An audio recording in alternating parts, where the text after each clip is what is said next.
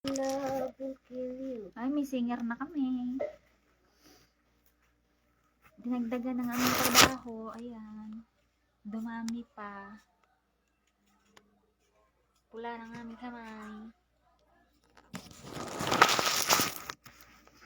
Alam mo, nakakatanggal ng ano to. Pag madalas ka kumakain ito, hindi ka magkakakanser. Ano? Oo, beetroot. Root.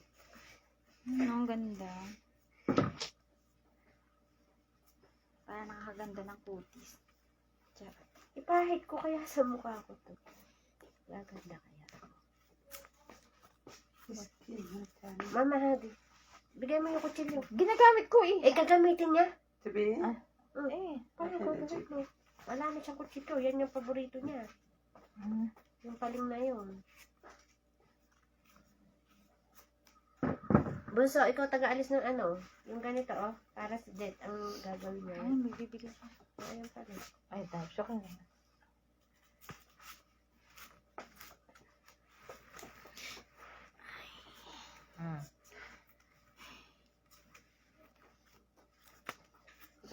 Pabalik-balik. Oops.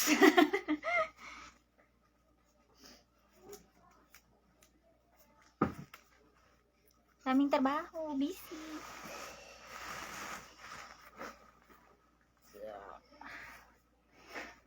Pero ako na-stand pa. Bakit may stand yung cellphone mo ah? Ba't ayaw kalasin? Dali-dali mo, pero na. Ito pala ka. Ay, gusto niya bago, te. Oh, Eh? ito pala. Meron eh. Hindi kita malisan niya. Hindi pala pwede. Kasi Hindi yung pwede. ano, ito, yung headset. Ah. Nandito sa ano, nasa gilid. Eh, di ano mo? Ilihis. Yung walang stand. Akin wala stand, pero tumayo. Oh. Ay, may stand nga pala yung cellphone ko. Ano? Yung... Sabi ko nga sa'yo, di ba? May stand cellphone mo, ba't tayo mo gamitin? Hmm. Gusto pa kasi bago. Eh, nag-virgin niya, te. Yung nagamit na niya kanina. Kaso walang sumagot. Yun lang. Walang sumagot na tinawagan niya. Busy. Sabi niya, iti-testing ko nga. Tatawag na ako. Kaya pwede siya may nakasaksak na. Mm-mm. Kasi nakapatong siya. Saan ba yung charger mo sa gitna? Oo.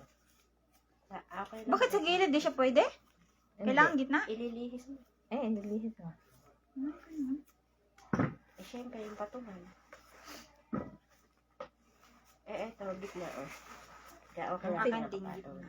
Ang nakasagilid naman headset, diba? Hi! Sino nanonood? Ayan. Dami namin ginawa. Hi! Si Virgin maganda, hi! Hi.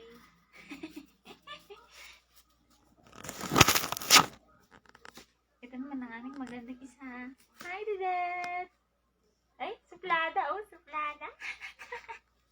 Suplada.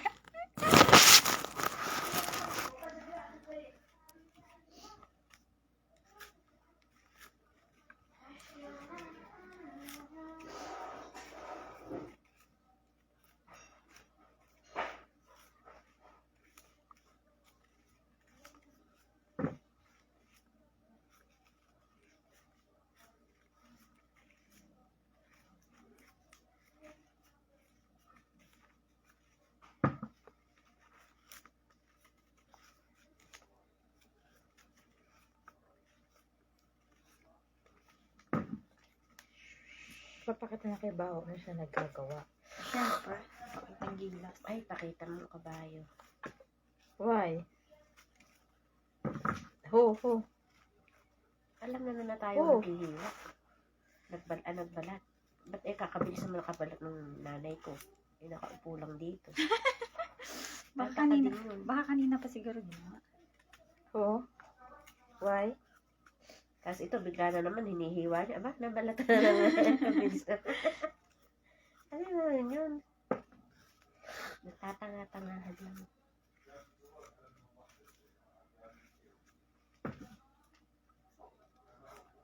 Wala siyang kasama si Baho. Wala.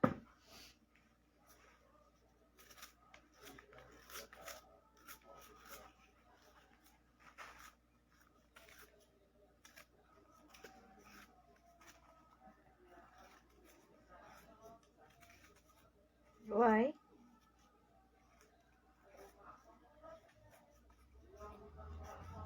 What they do?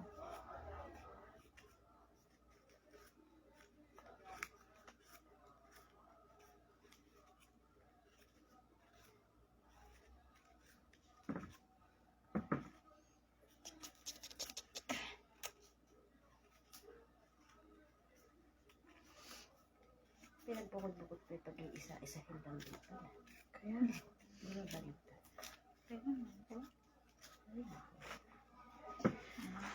Ouch, ouch, ouch, ouch. Ang bakit?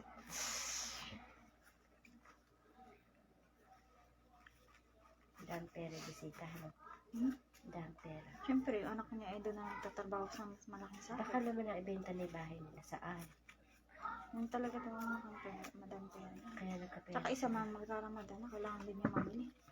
Hindi, ang dami nga niyang pinili sa bahay nila eh. Tapos mga damit. Kasi nga, te, si ano, malaki na ang sahod, kaya nga lumipat eh. Baka tignan mo ngayon hulog ang TV na. Hindi ba yan? Hindi. Dalawa, tigisa sila ng matanda.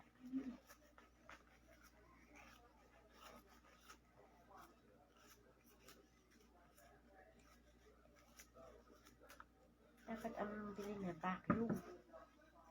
Kahirap-hirap mag-walis mo sa bahay nila eh. Ang mga buko eh, ang dami. Hindi naman daw siya nagwawalis, ba't kailangan niya pang vacuum? Huh? Hindi naman siya magwawalis, ikaw naman. Eh, yun nga ang hinihiling ko sana sa kanya. Para Eh, hindi ikaw ako naman daw nahihirapan. nahihirapan, hindi naman siya. Mas mag-iusip. Tsaka may katulong na daw siya. Pag tsaka nanda dating katulong, tsaka bibili vacuum. Eh, sana all. Hindi na pinahirapan. Pakalayasin na naman siya. Hi!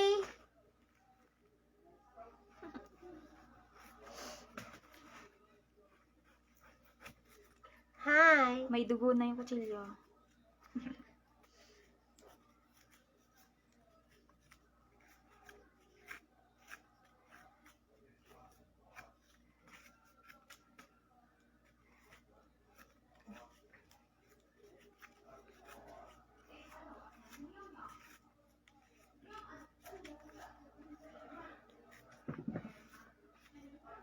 Pero kung wala si Bao dyan, wala sila dyan eh.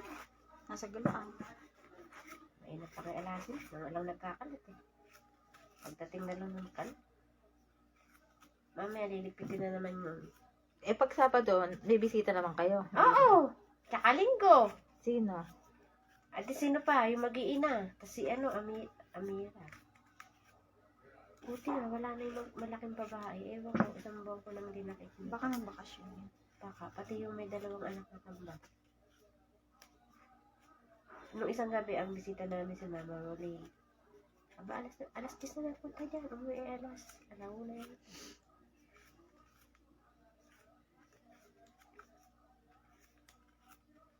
Ganyan, kabisi dito sa bahay niya.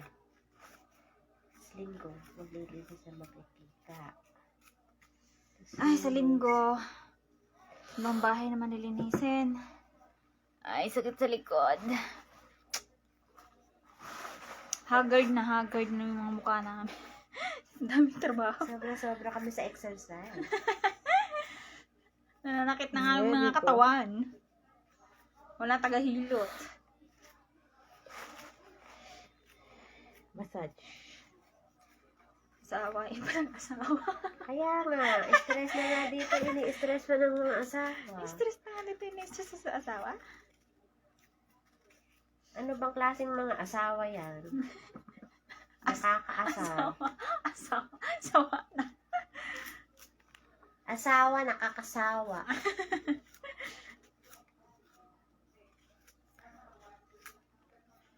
Nagtatrabaho ka na, dinidiwara ka pa. Ang sarap doon kasi yung may diwara.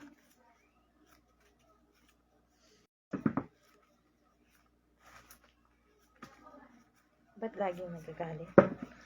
Ay. Eh, sakit na. Di daw siya nasisiyahan nung hindi ako nagagalit. Adik!